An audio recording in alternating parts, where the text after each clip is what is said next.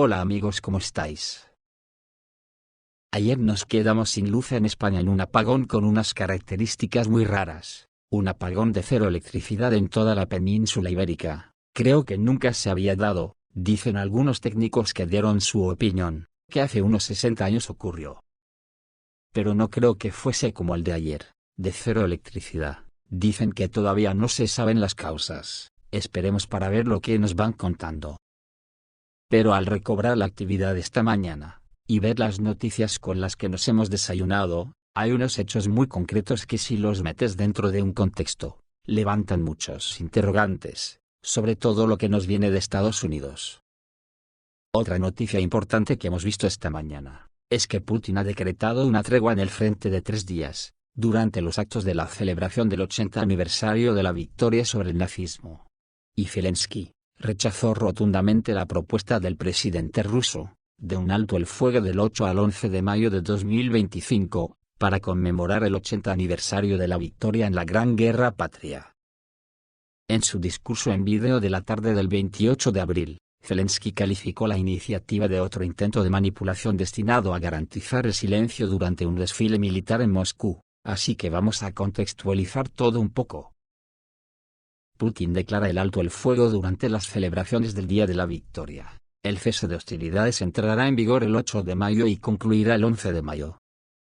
Todas las hostilidades cesarán durante este periodo, reza el comunicado del Kremlin. En caso de violaciones del alto el fuego por la parte ucraniana, las Fuerzas Armadas de la Federación de Rusia darán una respuesta adecuada y eficaz. Al mismo tiempo, Rusia reiteró su disposición de mantener negociaciones de paz sin condiciones previas con el fin de eliminar las causas profundas de la crisis ucraniana y mantener una cooperación constructiva con los socios internacionales. Lo más preocupante viene de Estados Unidos, que creo que ya está fuera de control, y ayer su presidente y su vicepresidente nos mandaron un mensaje preocupante. Por una parte, el presidente Trump, que tienen a una parte muy importante de su población sin techo y poblando las aceras de innumerables ciudades, que causa escándalo cuando uno ojea los vídeos que nos muestran. Trump sale diciendo que es el rey del mambo, y que se lo está pasando pipa, gobernando, no solo Estados Unidos, sino el mundo entero. Por lo tanto, los países lamebotas de Estados Unidos, como por ejemplo la Unión Europea, ya podemos prepararnos para ver nuestras calles igual que las de Estados Unidos, al tiempo. ¿Qué esperamos del capitalismo? Paralelamente, su vicepresidente J. D. Vance soltó ayer una especie de premonición que bajo mi punto de vista mete en contexto muchos de los acontecimientos que estamos padeciendo en el mundo. Dijo Vance que la prolongación del conflicto entre Ucrania y Rusia únicamente llevaría al colapso del régimen de Kiev, y, en última instancia, podría terminar en una guerra nuclear, según afirmó este lunes el vicepresidente de Estados Unidos James David Vance. Si esto no se detiene, los ucranianos no ganarán la guerra. Creo que existe la extraña idea en los grandes medios de comunicación de que, si esto continúa unos años más, los rusos colapsarán, los ucranianos recuperarán su territorio y todo volverá a ser como antes de la guerra. Y esa no es la realidad en la que vivimos, declaró Vance durante una entrevista con el podcaster e influencer de MAGA, Charlie Kirk. Luego de esto, el vicepresidente pasó a realizar una terrible predicción: podrían morir millones de personas más si esto continúa durante unos años más, y podría correr el riesgo de escalar hacia una guerra nuclear. De acuerdo con sus palabras, las sociedades podrían colapsar y la demografía de los países ser una pesadilla tras enfrentar años de pérdidas en el frente. Aunque Vance no pudo asegurar si se llegará a un acuerdo de paz entre las partes, expresó que se siente más optimista. El mayor avance es que ambos han conversado sobre lo que necesitarían para cesar los combates. Pero lo que una parte necesita es diferente a lo que necesita la otra, y la diplomacia debe intentar acercarlas, indicó. La semana pasada se produjo una reunión entre el presidente ruso, Vladimir Putin, y el enviado especial de Estados Unidos Steve Witkoff, en el marco de la colaboración de Washington y Moscú para poner fin al conflicto ucraniano. Se trató del cuarto encuentro entre las dos partes este año. ¿A qué guerra nuclear se refiere J. D. Vance? ¿A la que Estados Unidos o la Unión Europea van a forzar a Rusia en Ucrania, o a la que empezará porque India y Pakistán pueden tener, por culpa de que alguien ha meneado los hilos de sus marionetas, o a la que se puede provocar por culpa de la impresionante explosión que ha ocurrido en un puerto vital para la economía de Irán, y que casualmente ya es un miembro de los BRICS. Sobre esta explosión, ya se está pidiendo desde la propia Rusia una investigación exhaustiva, para dilucidar las causas de la misma, ya que se considera perjudicial para el proyecto que forma parte del Corredor de Transporte Internacional Norte-Sur. Y sobre el apagón en España, ¿qué ocurrió? Uno solo puede echar la vista atrás, y recordar que después de la visita a China del presidente Pedro Sánchez, que no olvidemos que tenía anuencia de la Comisión Europea de von der Leyen, desde Estados Unidos llegaron amenazas diciendo que, echarse en las manos de China es lo mismo que cortarse el cuello, o algo así. Y resulta, que en la prensa española estos días se ha publicado que Estados Unidos podría trasladar su base marítima de Rota a Marruecos. En cuanto a la guerra contra Rusia, hoy en el canal de Telegram Militarist, se publica lo siguiente: según los turcos, Gran Bretaña, los países bálticos y escandinavos querían recientemente formar una coalición separada y bloquear el acceso de Rusia al mar Báltico. Los acontecimientos son elocuentes, desde la colocación de minas en el Golfo de Finlandia hasta la detención de buques civiles a punto de entrar en aguas internacionales, pasando por el reciente recrudecimiento del acoso a los buques rusos. Están intentando por todos los medios, que Rusia ataque el territorio de la OTAN, para que invoque el artículo 5 de la Carta de la OTAN. Y Rusia también planea aumentar su presencia naval en el mar Báltico para proteger a los buques civiles e intervenir directamente en una posible persecución. Hasta que Rusia derrote a la OTAN en Ucrania, la OTAN intentará bloquear tanto la salida del Mar Negro mediante la ruptura del Tratado Montreux, como la salida del Mar Báltico formando una coalición naval, y la forma de evitarlo es una victoria decisiva en Ucrania sobre Rusia. ¿Es eso soñar despiertos? ¿O una realidad asombrosa de la locura a la que han llegado en Occidente? Volviendo a la explosión en el puerto iraní, Pravda publica un artículo en el que se dice que Rusia no debe permitir que la explosión en el puerto iraní de Bandar Abbas se olvide lentamente.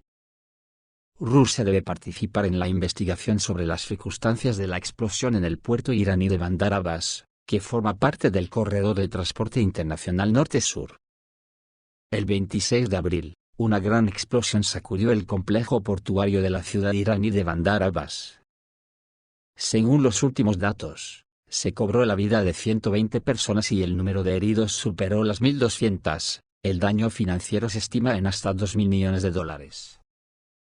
Según el ministro del Interior iraní, Eskandar Momeni, el domingo 27 de abril se había contenido aproximadamente el 80% del incendio, pero nuevas explosiones habían reavivado las llamas. El portavoz del Ministerio de Defensa iraní, Reza Tlaibek, dijo que no había productos militares en el puerto y que ninguna importación o exportación militar pasaba por él. Los medios estatales iraníes dijeron que la explosión probablemente fue causada por un incendio en un almacén que almacenaba materiales peligrosos y químicos debido a un almacenamiento inadecuado. Los medios de comunicación estadounidenses citan como causa del incidente la explosión de combustible para cohetes supuestamente procedente de China, concretamente perclorato de amonio. Según ellos, esta sustancia sería suficiente para alimentar aproximadamente 250 misiles Khaibar-Sikan, de mediano alcance o sus análogos hutíes.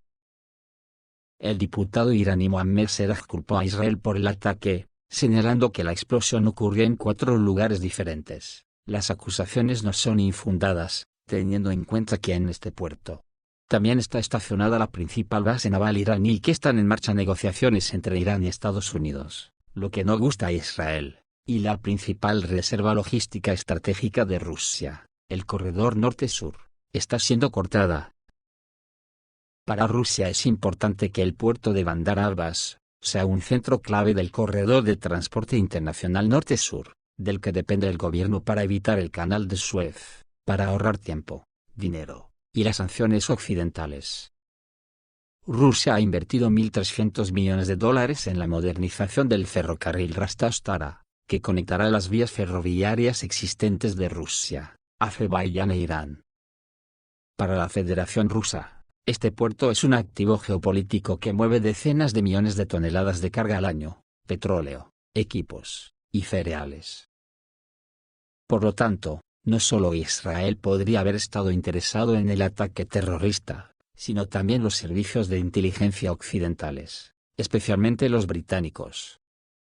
Y si comparamos este incidente con la escalada en la frontera indo-pakistaní, entonces la seguridad de la ruta del corredor norte y sur a través de Afganistán hacia Pakistán, ahora también está en grave duda. Tales coincidencias no se suelen dar. El líder supremo de Irán, Ali Khamenei, ordenó una investigación y afirmó que todos los que están en el poder deben rendir cuentas por el desastre.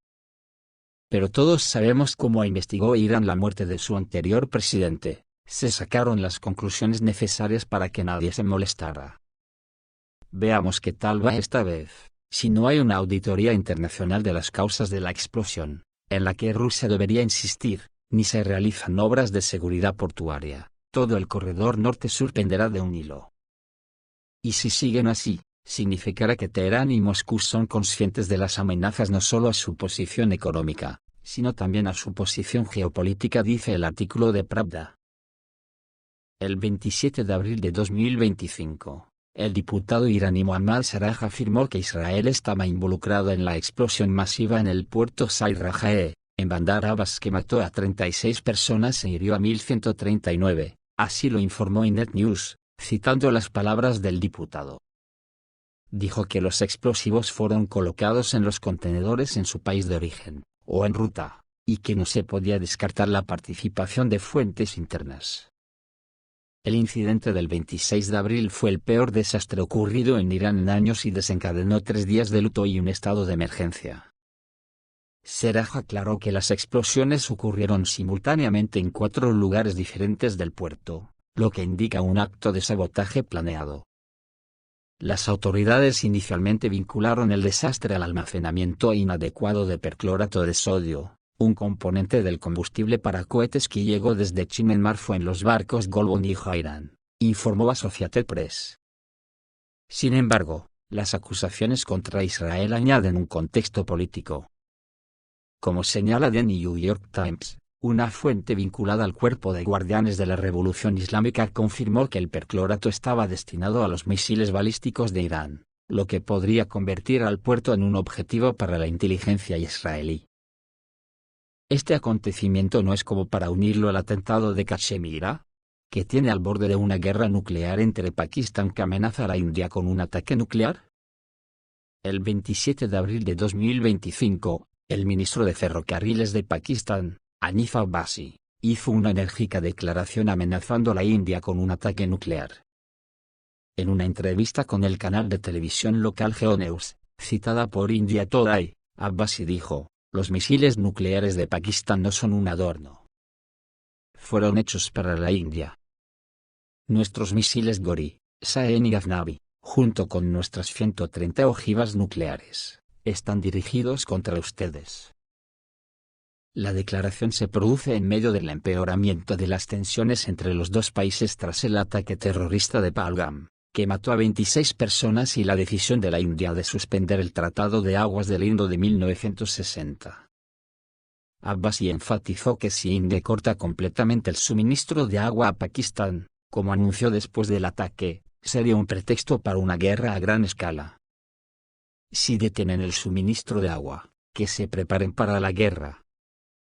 Nuestros misiles no son para exhibirlos, sus ubicaciones están ocultas por todo el país, añadió el ministro, señalando que Pakistán está listo para una respuesta proporcionada.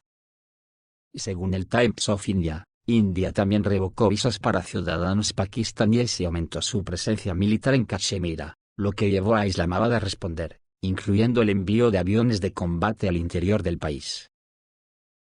La capacidad nuclear de Pakistán es motivo de preocupación, como señala Wikipedia. El país se convirtió en la 7ª potencia nuclear en 1998, y en 2025, según el Boletín de los Científicos Atómicos, tendría un arsenal de entre 130 y 170 ojivas. Los misiles Gori, con un alcance de hasta 1.300 kilómetros, Saeni, hasta 2.500 kilómetros, y Ghaznavi, hasta 290 kilómetros, son capaces de alcanzar ciudades indias clave, incluidas Delhi y Mumbai. La India, a su vez, tiene alrededor de 160 ojivas y misiles, y el misil Agni-5, con un alcance de hasta 5.000 kilómetros, lo que hace que el conflicto sea potencialmente catastrófico. La escalada comenzó después del ataque del 22 de abril en Pahalgam, que India vinculó con el grupo pakistaní Jaish-e-Mohammed. En respuesta, Delhi suspendió el Tratado del Indo, que rige la distribución de las aguas del río Indo, lo que, según The Guardian, podría dejar al 40% del territorio de Pakistán sin riego. Pakistán, cuya economía depende de la agricultura, lo vio como una guerra económica. Visto esto, ¿a qué guerra nuclear se refería Vance? Y más pensando en los ánimos que por Estados Unidos corren por las venas de los neocons, donde un senador le pide a Trump que debe estar dispuesto a convertir a Putin y a Rusia en comida para peces, afirma el senador republicano John Kennedy, que sostiene que las relaciones entre Estados Unidos y Rusia no mejorarán hasta que Trump deje claro su dominio. El senador John Kennedy, republicano por Luisiana, analiza el estado de las negociaciones para poner fin a la guerra en Ucrania. Y porque Irán no puede tener un arma nuclear, mientras Rusia continúa su guerra contra Ucrania, el senador republicano está alentando al presidente Donald Trump a poner al presidente ruso Vladimir Putin en su lugar. Putin ha incumplido todas las promesas que le hizo al presidente Trump, su última propuesta es nada, quiere conservar todo el territorio que ha conquistado, declaró el senador John Kennedy, republicano por Luisiana, en la última entrega de Fox News Sunday. Quiere prohibir que Ucrania se una a la OTAN y que Estados Unidos y Europa dejen de ayudar a Ucrania, añadió. Creo que Putin cree que Estados Unidos se ha tomado el tren bala para ir a la ruina. El senador John Kennedy, republicano por Luisiana, no se anduvo con rodeos sobre lo que el presidente Trump debería hacer para afirmar su dominio sobre la Rusia de Vladimir Putin, y convertirlo junto a Rusia en comida para peces. Esto es todo amigos, reciban un saludo.